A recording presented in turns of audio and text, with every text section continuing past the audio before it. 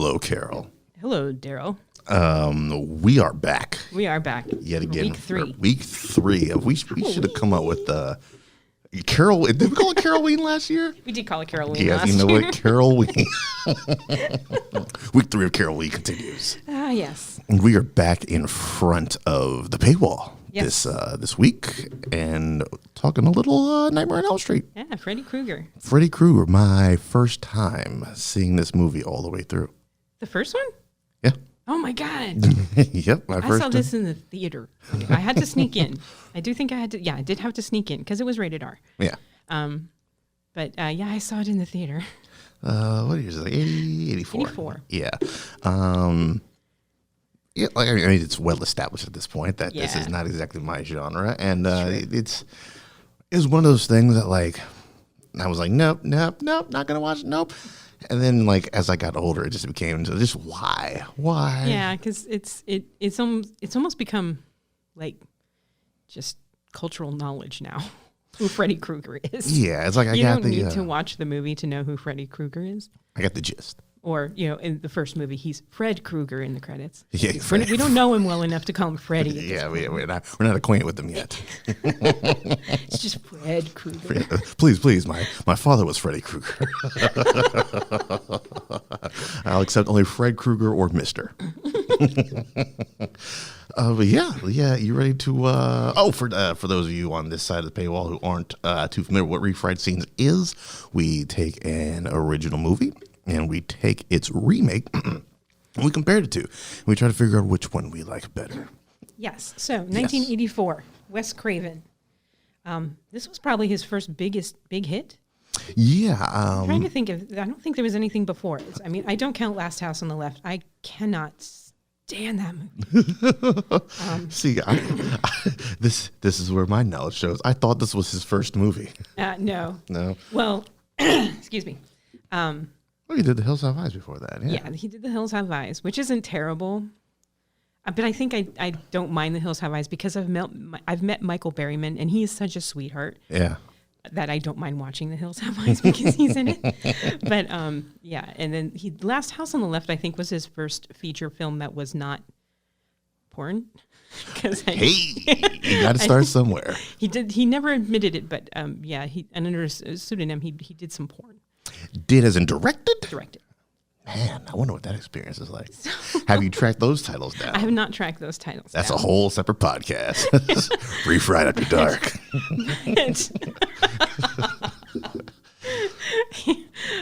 But yeah, Last House on the Left, I think, was his first major release, and that movie is just. It's so terrible.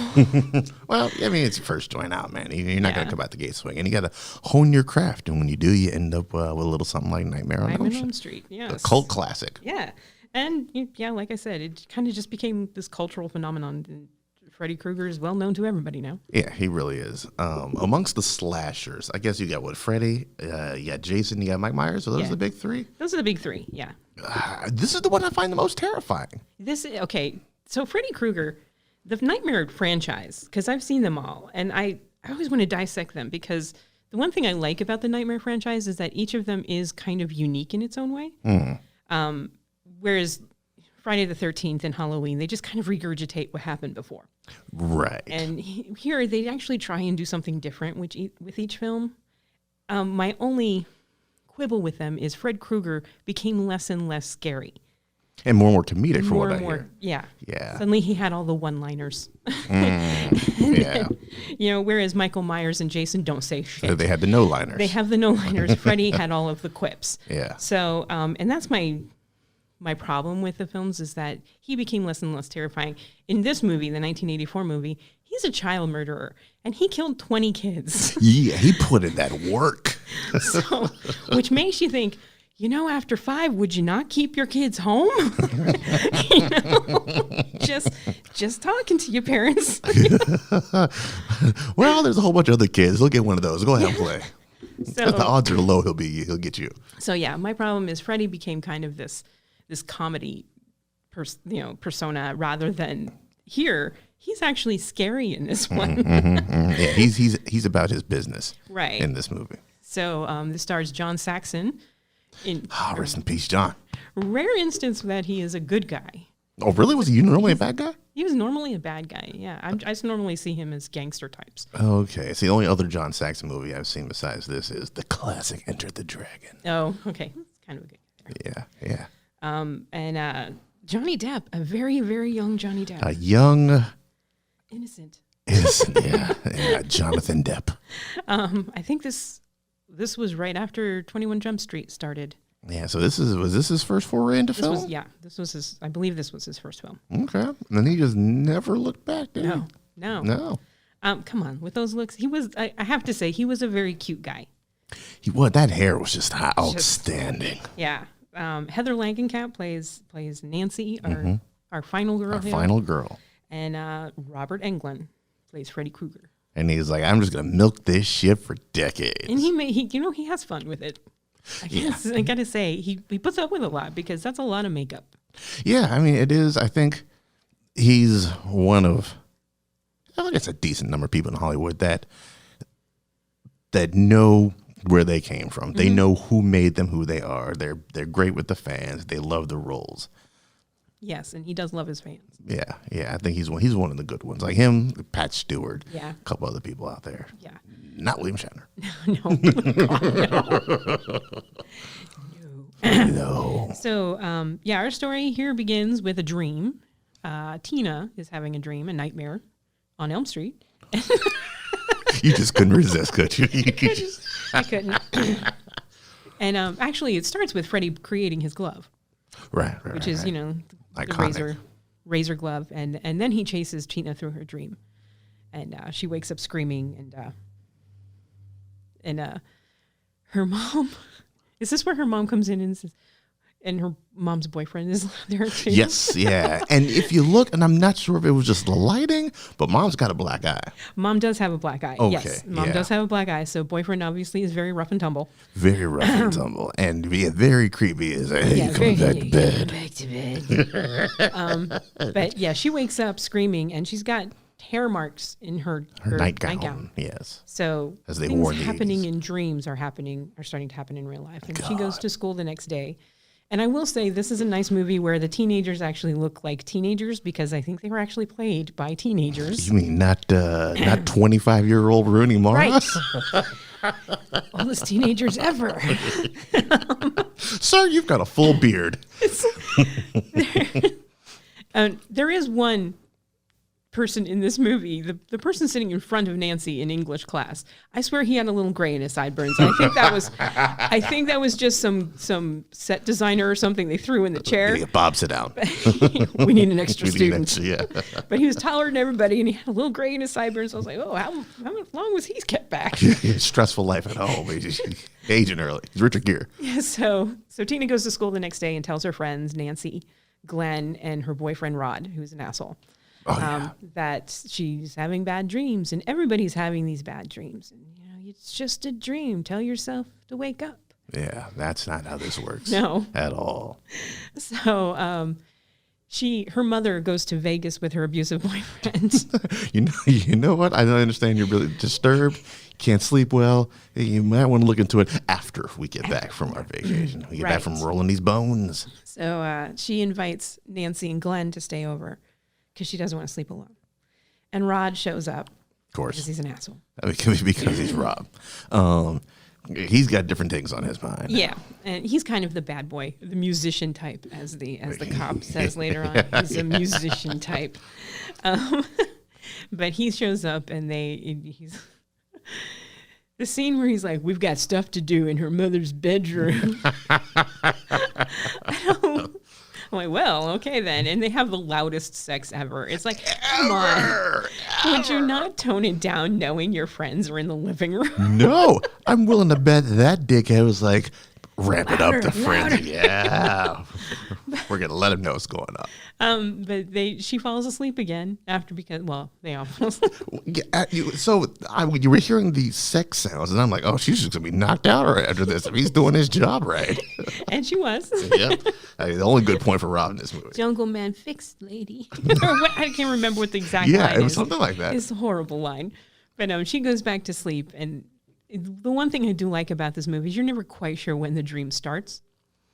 That's what's great about this whole concept is you don't know. She hears the dog barking, so she goes to let the dog in, but she's already dreaming. Yeah, that whole mise en scene. Yeah. You don't know when it starts, man. Right, and they do this really well in this one. Yeah.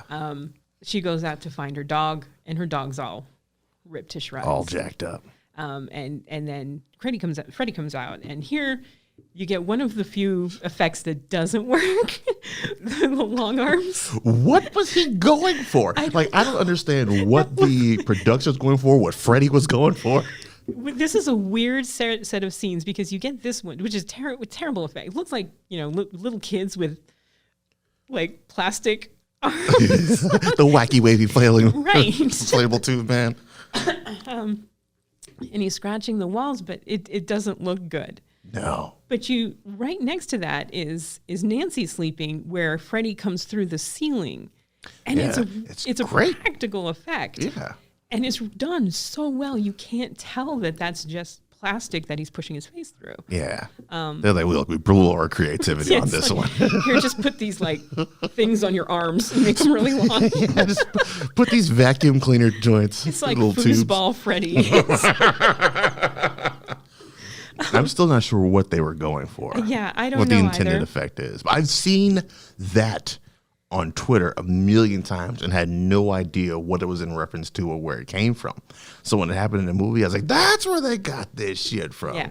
Yeah. So there's one of two effects in this film that is just laughable. Okay. But he chases Nancy around and then finally catches her and basically rips her to shreds. And at this point, we cut to non-dream where Nancy, and this is also another great effect, where she rolls up the wall and onto the ceiling, and she's just being ripped apart while Rod is in there. Flipping the fuck out, understandably.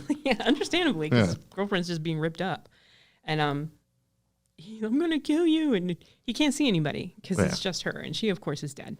Right. I spent that whole scene trying to figure out how the fuck they filmed that. Yeah, it's actually really well done. No, the whole thing's on a gimbal. That's what I'm assuming. Because when Rod is looking at her, he's pretty far back. Yeah, that's a set. So Rod jumps through the window and leaves. As we all would. And Glenn and Nancy break in, and of course Tina's dead. So we cut to the police station where we find out that Nancy's dad is the chief of police. And that her mom is apparently on a soap opera and not in a horror movie. So mom has the weirdest performance in this film. Her mother. Ronnie Blakely, I think, is the actress, but she is like in a different film from everyone else. Everyone else is in a horror film, but she is in like this melodramatic soap opera. Yeah, One Life to Live over here. She's just like, the way she says her lines, it's like, well, maybe murder isn't serious to you, honey. Oh, breathless Mahoney over here. And every line is almost like that. But we find out, mom and dad are divorced and they're not. Yeah, not on great terms. Not on great terms. At all. But Nancy's like, Rod didn't do it. They didn't, their fights weren't serious. And that's when mom's like, well, murder isn't serious to you. Some violin started playing. But she's like, that's just not, no, their fights weren't that serious. Right. So, but they think Rod did it. Which makes sense, really. I mean, honestly, who else would your other suspects be? Line up the usual suspect. Rod.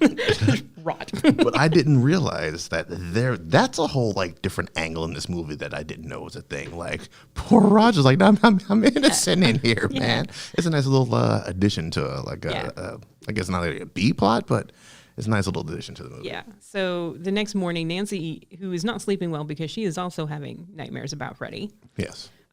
Goes to school because she decides that she needs some normalcy in her life.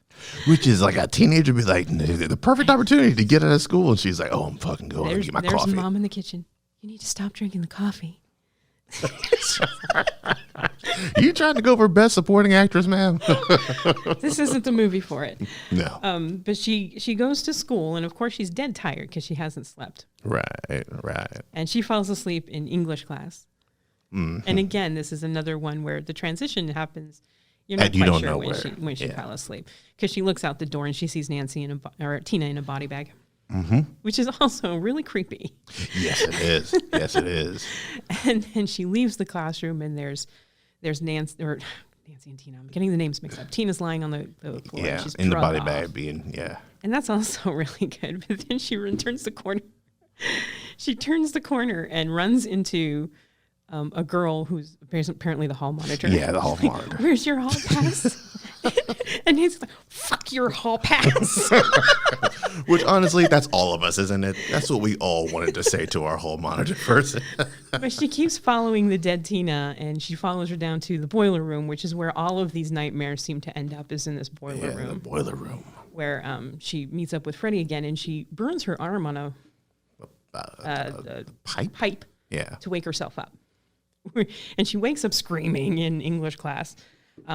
Kind of a nice side point, the teacher in this scene, I was like, I've seen this woman. Where have I seen this woman? Yeah. It's Lynn Shay, who is in all of the Insidious movies. Oh, really? Probably the best thing about the Insidious movies is Lynn Shay.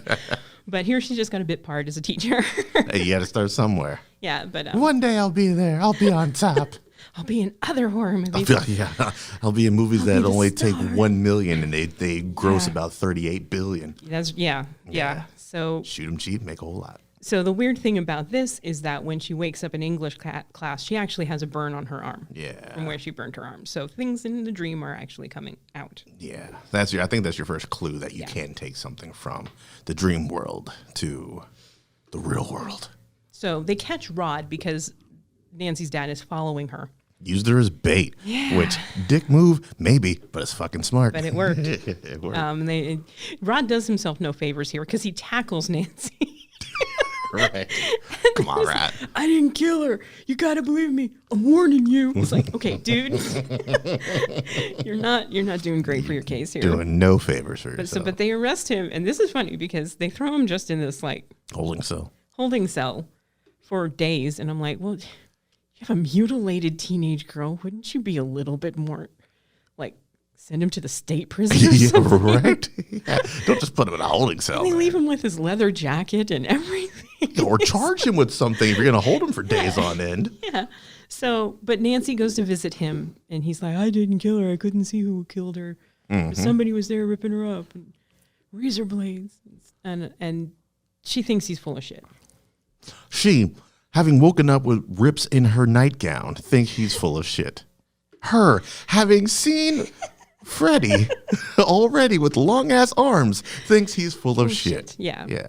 But she goes to sleep in the bathtub, and then we get the iconic, the gloved hand coming up between her legs, which was kind of controversial at the time, but now it's just kind of like, whatever. I guess it's kind of suggestive of some way. Yeah. Also, when I was watching, I was like, who lays in the bathtub like that? But I'm like, if you're at home, you're relaxed, I guess. Yes, but she gets out of the bathtub. She's like pulled into the bathtub. Another good scene. Great scene. Yeah, and then her mom's like, what's happening? And it's like, I'm okay. Nancy's just like, I'm okay. Going to bed now. And then takes a handful of stay awake pills. The old no-nos. And then Glenn comes over because Glenn apparently lives across the street, and that's her boyfriend. And he comes over to visit, and she's like, I need you to do something for me. I need you to stay awake and wake me up. Actually, she doesn't say wake me up. She actually says, I just need you to watch over me and make sure I'm okay. Right. But here again, you don't know that she goes to sleep because she leaves the house. Mm-hmm. And she's walking down the street, and then she turns around and is like, Glenn, are you still there? And he pops out from the bushes. Yeah, I'm watching you. Don't worry. Yeah. But she goes to the jailhouse to check on Rod, who unfortunately has fallen asleep. Yep. Eventually is going to get him. And Freddy kills him by hanging him with a sheet. Yeah. And you find out that Nancy is actually dreaming because she wakes up. And of course, Glenn had fallen asleep because he's an idiot and can't stay awake to save his life, literally. But she goes, when she's awake, she runs down to the police station, and they go in, and Rod, they just assume that Rod has hung himself. Yeah. She's going down to see him, and they're like, hey, don't worry. He's under the finest of protection. Yeah. Yeah, finest of protection. You left him with his leather jacket and a thing to hide himself. So her mom takes her to a sleep therapist It was actually Roger Rabbit, Charles Fleischer there.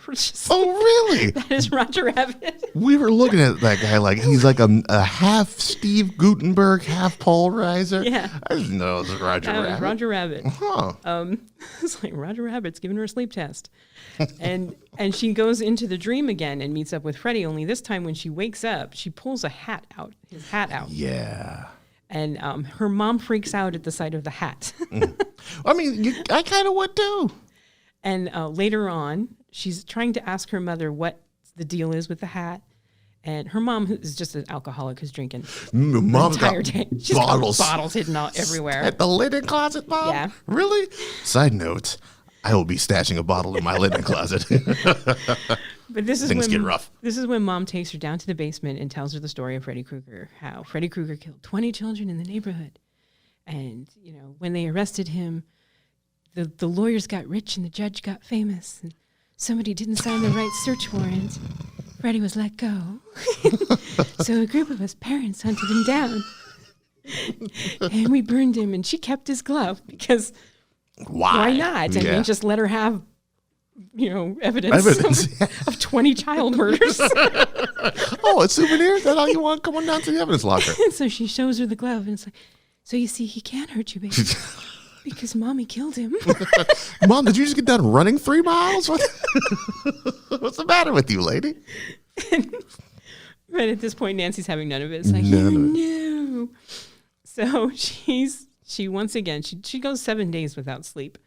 I think they say that she's got coffee makers hidden under her bed. That took me all the way out this movie because the mom takes the coffee maker and then she just pulled another fully functioning. It's like Mr. Coffee making, you're just dripping under her bed, just pulls the entire thing out and takes a swig of coffee. Which at some point, wouldn't Mom be like, why do I smell fresh coffee when I just took this coffee maker away? I thought the best part of waking up was Folgers in my cup. So Nancy hatches a plan. She figures if she can take the hat out, she can take Freddy out of the dream. Right. So she calls Glenn and says, hey, I need you to come over here at midnight because I need you to watch over me and don't fall asleep. And then, of course, Glenn falls asleep. How do you fall asleep with a whole ass television on your chest? On your crotch. Yeah, on your lap. And headphones on and a record player playing and the TV's going and it's sitting on his garage and he falls asleep. I feel like he gave it a college try. He had all this stimulus, but the moment you go horizontal, man. The problem is you need to just get out of your bedroom. That's the problem with these kids. It's like, you're way too comfortable in the bedroom. You're going to fall asleep. Right. And he does, and then he is pulled into the bed, and that's it's just a fountain of blood. Yeah, I was like, the human body? This human body? And they bring an ambulance up, and the guy's like, you don't need that. Because they're bringing a stretcher out. And you need a mop. You need a mop. Jesus Christ, man. Sensitivity training for that guy. His parents are right over there. In earshot, man. But, of course, Nancy is now horrified because Glenn is dead, and Freddy's called her on the phone with the tongue coming out of the phone. I'm your boyfriend now. Yeah, I was like, okay. Oh, that's a bit much, Fred. But she talks to her dad, and she's like, Dad, I need you at 12:30 to come over here, break open the door, and just make sure I'm okay. And her dad's like, yeah, fine. I've got like a bucket of boy upstairs. I'm on duty. So she goes into the dream. First off, she home alones her house. She's got the giant mallet going on there. And hasn't the mom locked them in at this point? Yeah, because she put bars on the windows and locks on the doors. Yeah. And she has a deadbolt that needs a key to open. And she doesn't, she's drunk now. And she I assume she hid the key from herself and got shitty on the couch. But it's midnight when they find Glenn. And she talks to her dad, and she's like, come over at midnight 12:30. Yeah. So in half an hour, she homes alone this house. Yep. Falls asleep. Pulls Freddy out of the dream. She put some work in. Bravo, Nancy. You know what? If she's on like day 7 with no sleep, she's gonna fall asleep in the first 15 seconds. That's already. True. Yeah, and she's not probably working like the Flash because caffeine. So she falls asleep and she goes after Freddy, and she actually does pull him. We think out of the dream. And then he actually is in the physical world, so he's being affected by all these Home Alone traps. Yes, we had the mallet to the stomach, got him, man. And she's like breaking windows, and she can't get past the bar, so she's screaming to the cops across the street, "Get my dad!" This is the worst part of the movie. This cop's like, there's like fire behind her, smoke coming out of the window. She's breaking windows, and he's like, "I probably should tell the lieutenant." Fire that man immediately. Immediately. So they go rushing over there and break open the door, and there's fire everywhere because she's lit Freddy on fire, and he's probably like, "Again? How did I fall for this? Me? I can cook bacon naked." And then she sees flaming footprints up the stairs, and she's like, "He's going for Mom." And then they break into the mother's room, and Freddy's like wailing on Mom. Yeah. And then Mom sinks into the bed and disappears. Mm-hmm. And then Nancy realizes, wait, I know what to do. This is all a dream. And you have no power. It's like Labyrinth. You have no power over me. You have no powers here, Gandalf. And Freddy disappears. Yep. And she walks through the door, and it's daytime, and Mom's okay, and her friends drive up to go to school, and she's like, "Wow, it sure is foggy." Yeah, I'm like, "Don't you realize there's some shit's weird around here?" And then her mom's like, "It'll burn off by noon. I think we're going to give up drinking." And you're just in there thinking, yeah, this is way too happy an ending. And she gets into the car to go to school, and of course it's a convertible. Yep, and that top comes up. Top comes up, and it's painted red and green like Freddy's sweater. And then Mom gets pulled through the window, and that's the second effect where I just burst out laughing. That's clearly a mannequin. Yes, it is. And then that's the end. The car end. drives off, and little girls skip rope to 1-2, Freddy's coming for you. Now, are we... So did Freddy win? I don't know. Like, is this a dream? I have to go back and rewatch. I think it's 4 where Nancy comes back. It's 3 or 4. Okay. Maybe it's Dream Warriors because she's in a sleep.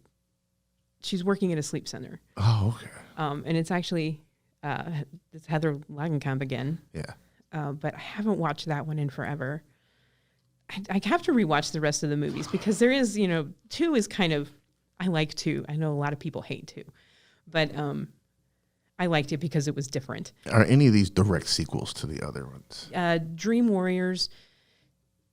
Dream Warriors actually tells the story of Nancy, tells further along the story of Nancy. Okay, yeah. New Nightmare is interesting because it's a pseudo-documentary. Wes Craven's New Nightmare? Yeah. Yeah. That's where the actors are saying that Freddy is coming after them. Oh, okay. A little meta here. Yeah, very. Which is why I like all of, with the exception of Freddy versus Jason, which was more a Friday the 13th film than a Freddy film. But the Nightmare movies are interesting. They're all interesting in their own way. It's just that Freddy got funnier and funnier, and people seem to forget that he killed 20 kids. Yeah, but the jokes are funny, so. Yeah, so... But yeah, that's Nightmare on Elm Street. Okay, better than I thought it was going to be. Yeah, I gotta say, it holds up. It's quick. It goes quickly, and a couple of the effects are kind of laughable in an 80s kind of way. Yeah. But a lot of it really holds up. It does, and it is a terrifying concept. Yeah, and this is before Freddy became funny, so he's actually quite scary in this. Mm-hmm. And it is terrifying to think that, you'll die in your dreams. Yeah, like he doesn't have to do it. Like, I feel like all you got to do is just get outside of Jason's radius. Yeah. And you're pretty good unless he takes Manhattan. Right. There's a lot of people in Manhattan. You can lose them. Yeah, you can shake him. You can shake him in Manhattan. And Mike Myers, if you get away from him, you can probably hide out for a while. If you're not part of his family, he don't care. Part of the family, you're good. But all you got to do is stay awake. That's eventually going to be impossible to do. That's going to be impossible. Yeah. So, yeah. Like me at work most days. Yeah. So they decided to remake this in 2010. Yeah, they did. And Michael Bay, Platinum Dunes, Is this Platinum Dunes? Yeah. I didn't bother to look it up, and I was like, this looks like some shit Platinum Dunes would do. I had no idea they actually did it. Yeah, it is Platinum Dunes. Oh boy, those guys. Oh boy. So, when I heard that they were remaking it, I was like, I can see where this would work because, Craven was kind of working with a limited budget. Yeah. He did very well with it, but he didn't have a huge budget for Nightmare on Elm Street because nobody knew it was going to be as big as it was. Right. But here, it's like, and they said Jackie Earle Haley is going to be Freddy Krueger. I was and even not being a fan, I was like, that's the perfect person you get to play Freddy Krueger. And then they just cover him with this horrible, horrible makeup. It is terrible. I get the fact that they're trying to make him look more like a burn victim. Yeah. Still terrible. It's just terrible makeup. Yeah. And then they cast Rooney Mara as Nancy. 25-year-old high schooler.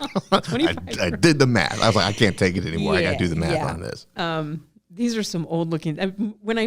So I've seen bits and pieces of this one, but I'd never seen it all the way through. Oh, okay. And so when I turned it on, I was like, oh, maybe they made them college age. Nope. No. As soon as you see those lockers in high school, that's when I was like, wait a minute. Are you kidding me? They're supposed to be in high school because none of these kids look like kids. They left the set from being high school kids and went and did their taxes that day. So this one starts in a dark, dingy diner. Yes. Because everything in this movie is dark and dingy. It's Platinum Dunes. One of the ugliest films I've seen in a while. But Nancy is a waitress at the diner, and this kid, I believe his name is Chris. There is a Chris in the movie. Oh, Quentin. Is that who you're talking about? Quentin is the guy that likes Nancy. Chris is the guy that's in the diner that is talking to, it's not Tina here. What is her name? Oh, maybe Chris is, okay. Chris is the first one who dies. Okay, Chris is the girl. Jesse, Dean. It's Dean. Yeah. Dean is talking to Chris. Chris used to date Jesse. We're gonna make a logic book out of this. Yeah. Jesse's friends with Quentin, who likes Nancy. Correct. It's all high school. It's all high school. But Dean, I've already forgotten his name, is having nightmares about Freddy, and he's falling asleep in the diner. And Nancy's like, you got to wake up or I'm going to kick you out. Which, that's policy in most places. Yeah. So Chris comes down to talk to him because apparently they were friends. They're in high school or at high school or whatever. And he's telling her about the dreams, and she's saying, she's got the Glenn line where you just need to tell yourself to wake up. Yeah. Only he falls asleep again, and this time Freddy kills him by making him slit his own throat. That was some wild business. Yeah. Like right there in the diner. Yeah, it was right then, right there. So starting off hot and heavy. Yeah. And this one's far bloodier than the 84 version. Platinum Dunes. Yeah. Just going to yell that out randomly every couple minutes. So Chris is kind of your Tina stand-in because she's dating, Jesse's kind of the asshole. Yeah. And he is the Rod character. Yes, he's the Rod character. character. So Chris starts having nightmares where Freddy Krueger chases her. Mm-hmm. And her mom, instead of just being an abused woman, is a airline hostess. Yeah. So she's got the red eye from London, so that's why Chris is alone. Only she doesn't invite anybody except Jesse shows up. So just randomly on some Clarissa Explains It All shit through the window. Yeah. So she's like, well, I guess you can stay. Yeah. Well, get the fuck out. This is the scene. This is kind of the Tina scene where he kills her in her sleep and she's flying through the room. Yeah. Oddly, it looks far worse than the 1984 scene. Yeah, it's a little bit overdone here. Yeah. And it's tossed all around like a rag doll. And just blood everywhere. And they, of course, think that Jesse did it. Yeah. So they arrest Jesse and throw him in the jail cell. And here is at least it's a jail cell. And an actual jail cell with another inmate. Yeah. But then he falls asleep. And okay. God, I just watched this today. This is the problem with this movie is that it comes and goes. It comes and goes. It comes and goes. We're in one and out the other. Nancy is like this brooding artist type And her mom. Well, you can just take out Nancy and replace that with Runa Mara. Yeah. I tell you, her and Joaquin Phoenix's kid is going to be fucking intense. No, it's a boy. Yeah. Named River. I did hear that, and I was like, "Oh, poor child. That poor child. That's already a mind fuck for that kid. You're named after my named brother, after my who brother would have been way more." Arms. Jesus Christ! Yeah, I didn't even. At first, I was like, "Oh, it's sentimental," but man, that's a mind fuck. You know that kid. The anniversary of River Phoenix's death every year. We need to sit down and talk about your uncle. Oh, God, not again. They just show the first 20 minutes of Raiders of Last Crusade. He was going to be something.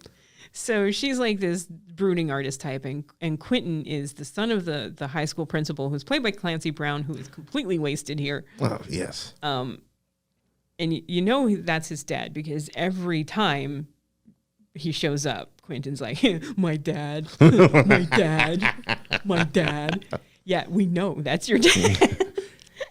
But here we learn very early on who Fred Krueger is, because Nancy's mother tells her that he was, because they find a picture. Find a picture because they're trying to figure out what happened to Chris, and they don't think Jesse killed her. Right, and at the funeral, she sees a little girl that was like a young her.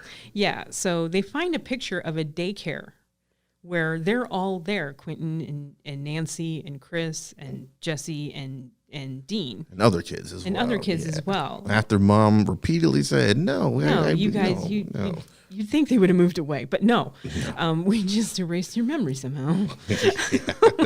But her mom breaks down and says, yes, terrible things happened to you there, and we just didn't want you to remember. But she won't say what happened. Correct.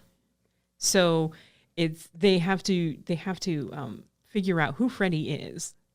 Mm-hmm. And you find out that because her mom does eventually tell her that Freddy was the gardener at this daycare center who loved all the children and played with all the children and played with all the children. Oh boy. and he's not a child murderer, he's a child molester. I thought it would have been far more believable if he had been falsely accused. That would have been far more interesting story, because Quentin says, we were 5. We probably lied. We probably made things up, because he confronts his dad. Yeah. After Jesse is killed in the prison cell, he confronts his dad, and his dad's like, yeah, we took care of the problem, because, you don't know what it's like having a kid and this happens. His dad didn't even bother to try to deny it. Oh, no. He's like, what? Oh, God, we killed that guy. Yeah, we killed that guy. Yeah, sit down. I'll tell you all about it. We burned him. And I killed the shit out of that dude. And Quentin's like, what if we lied? What if we made the whole thing up? And you think that's going to take an interesting turn, because that could actually be an interesting story that Freddy Krueger was falsely accused. It gives a little justification for what he's doing. But the problem is this movie has already blown that, because Freddy has appeared to Nancy and licked her face and said, you were my first. Yeah, my favorite. Yeah, and I was like, okay, you've already shown us that. No. Yeah. So, and of course, this plot line lasts about 5 minutes, because Quentin and Nancy drive to the old school, find his room, which apparently no one searched, because they find pictures of her. Yeah. And I'm like, but they burn this dude down. How does all this stuff still exist? How does all this exist? And why would you not just turn him over to the police with all of these photos, because this is evidence? The kids can't, because... Yeah, but at the time, they knew what was happening. I'm assuming they just never bothered to talk to the police. They just pitchforked and torches. And the parents? Oh, yeah, they went full 0 to 100, chased his ass down, and lit him up. Yeah. And probably never talked to the police about it. Yeah, so the whole Freddy might be innocent plot line lasts about 5 to 10 minutes in this film, and that was it. Wasted material. And then we get the whole, I'm going to fall asleep, watch over me. When I start to struggle, Nancy decides that she's going to try and pull him out of the dream. Yeah. But it doesn't work because Quentin falls asleep. You can't blame anybody who's moving for falling asleep, man. Because just, that dude took a shot of adrenaline to the thigh. He's doing what he can. and it doesn't quite work out. Quentin gets ripped up, and Nancy gets hurt a little bit, but they do actually pull him out of the dream. Yeah. And then they burn him up again. It's like, did that work the first time? Apparently not, people. Apparently not. This is my problem with Freddy. He did, I'm not going to say taunting. He just wasn't efficient with his time. He wasn't efficient. He wasn't as scary as Englund. It's weird. He's creepy, but he's not scary. Yeah. And I don't know why they modulated Jackie Earle Haley's voice whenever he says something. And they did this with Englund as well. You've got the growl kind of but here he almost sounds like Sling Blade. There's these little noises that he makes. Yeah, I maybe a burnt vocal cords or something like that. But it's just like, he wasn't scary to me, and he was incredibly forgettable, which is not something I would say about Jackie Earle Haley. No, not at all. Not at all. That's an intense man. And here he's just kind of there. And and it didn't look like anybody in this film was having any fun at all making it. But then I don't know if Rooney Mara has fun. No.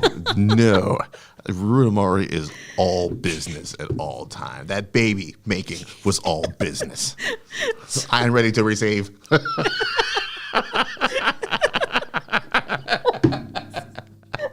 It appears I have conceived. Here, baby, for your daily milk blessings.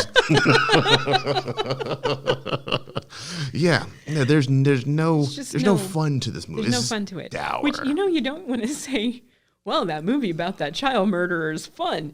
But there is a kind of a fun to the 84 Nightmare. Yeah. Here, it's just a slog to get through this film. And at the end, they think everything's said and done, but then, Freddy pops out of a mirror and kills Mom and pulls her into the dream world, I guess. That's what I assumed. And that's it. I'm going to go on a limb and say they expected this to make money. Mm-hmm. That was a setup. And the sequel would have been them going to get Mom. Maybe. I mean, Connie Britton is kind of Britton. Britton? Yeah. Kind of a big name for Mom to play Mom. But again, the parents are kind of wasted here. And you don't have, the strange performance that Mom from the first one. Here she's just, she's just Mom. And coupled with the fact that I just did not believe any of these people were teenagers. No. Not at all. It was just like, I don't, some of the decisions made in this film, I just didn't understand it. There is a great scene at the hospital where they're like, look, we got to get her under control. We have to sedate her and let her go under. And I'm like, yo, that's a wild setup right there. Yeah. And Mom's struggling. And you see there's that hesitation there. Do I really want to do this to my kid who obviously doesn't want it done to her? Right. And then she still fucking signs. Yeah. Yeah. Well, I guess that hesitation is there long enough for her to get the fuck out of there. Which never explained. Yeah. It just smash cuts to them in the car. Right. Hey, thanks for getting me out of there. It's just like, oh, okay. Well, I guess James Bond showed up and whisked her away. Yeah, there's scenes that don't make sense. There's plot lines that are just abandoned right when they're introduced. It's like, I don't know if they just didn't know how to update a 1984 film or what. And I don't. It's like they wanted to make Krueger creepier. Yes. But nothing's more creepy than a guy with razor hands that kills 20 kids. Look, it's horrible that he molests children, but they survive. Yeah. He's not a child murderer here. Yeah. So, which is weird because if you pull up the description of 84 on like Amazon Prime, which is where I got it, it says pedophile Freddy Krueger. And I was like, well, in that one, he's not a pedophile. He just killed them. He just killed him. Yeah, yeah. Well, yeah. Here he's the pedophile. Right. But he didn't kill them. Yeah, that's a huge wasted opportunity for them. I just, wasn't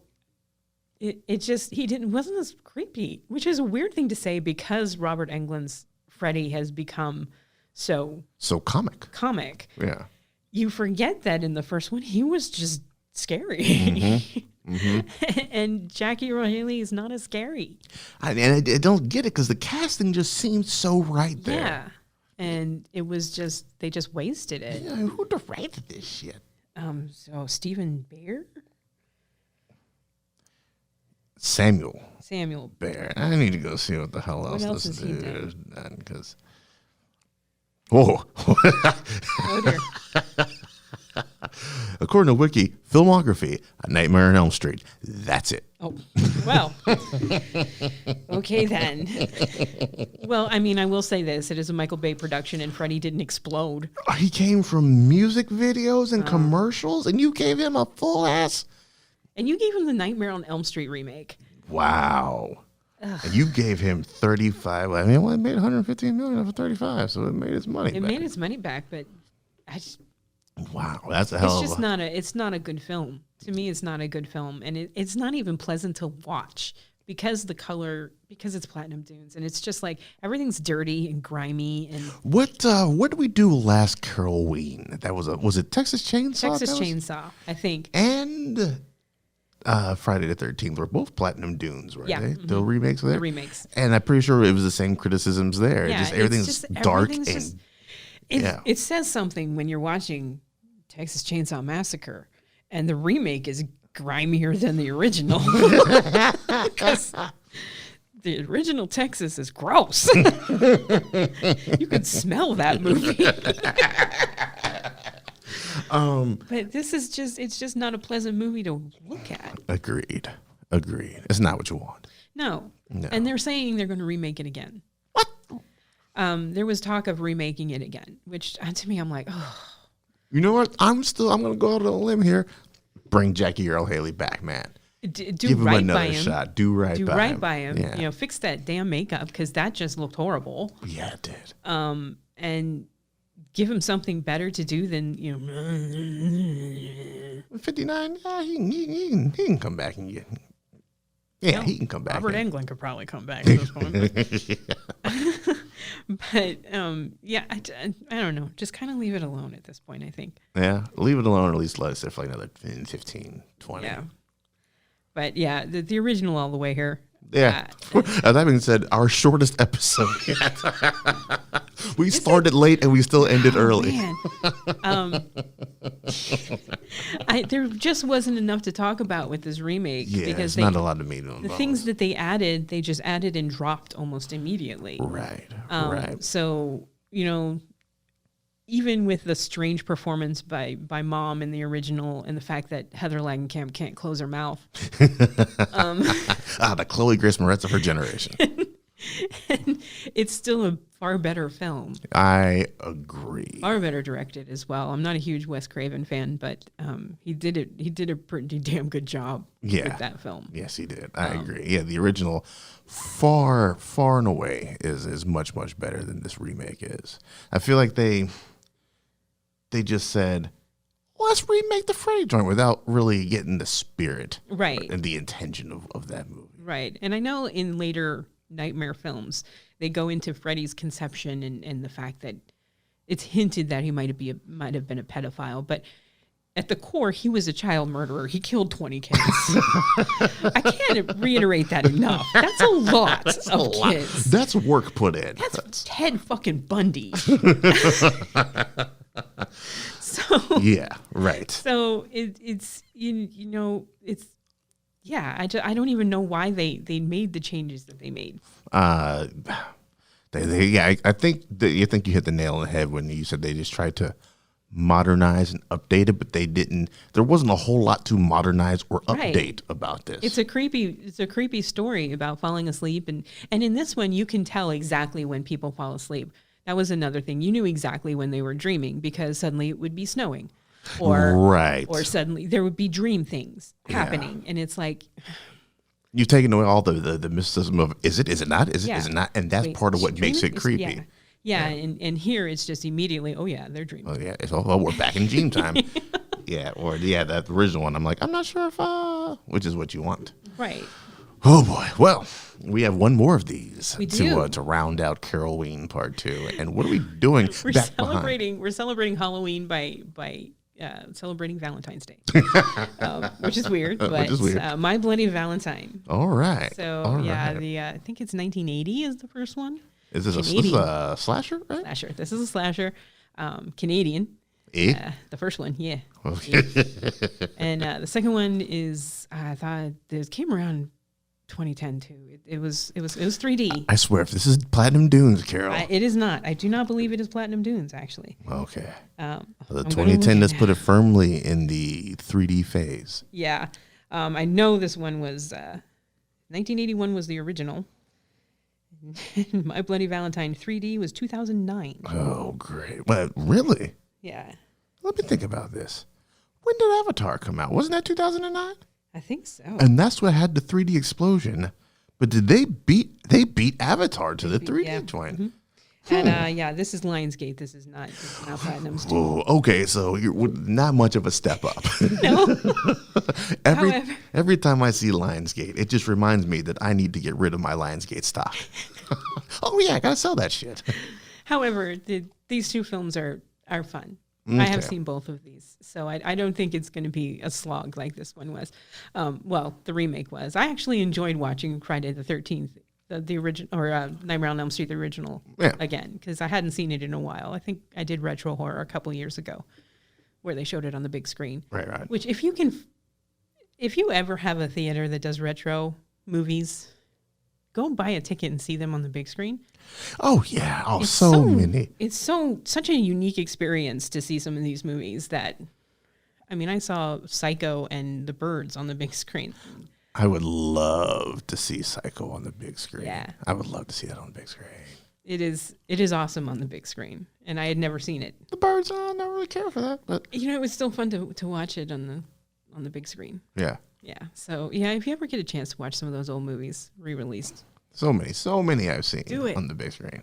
That's the only thing that's been tempting me in this COVID time because they're trying to get you with those They classes. I'm are. like, I never saw Jurassic Park in theaters, and I'm like, no, Yeah. like Akira, which is like my God. one anime, and I was like, oh, I've never seen it. I have not seen that one on the big screen. Yeah. That would be a mindfuck on a big screen. Yeah, they had a couple of things, like Empire Strikes Back, Empire Strikes Back, yeah. which They I were had doing- watched on the big screen for the first time last year. Yeah. I hadn't. You hadn't? Oh, yeah. I actually stood in line for 2 hours. 2 hours to see Empire Strikes Back. Back when you had to stand in line to see a movie. Oh, those were the days. Yeah. Return of the Jedi, I think, was close to 3.5 hours. We sat on that sidewalk waiting for our screen time. And because it wasn't assigned seating, you waited so you could get a decent seat. Yeah. Those were the days. Those were the days. All right, Now well, you you want to just go go? online and pick your seat. You know what? I much prefer these days to those days. I do as well. Yeah. So We'll be back behind the paywall. So for you non-Patreon people, this will be the last Refried scenes you hear. And for all you patrons, man, you'll be expecting one more next week. Yep. And until then, take it easy and have a good one.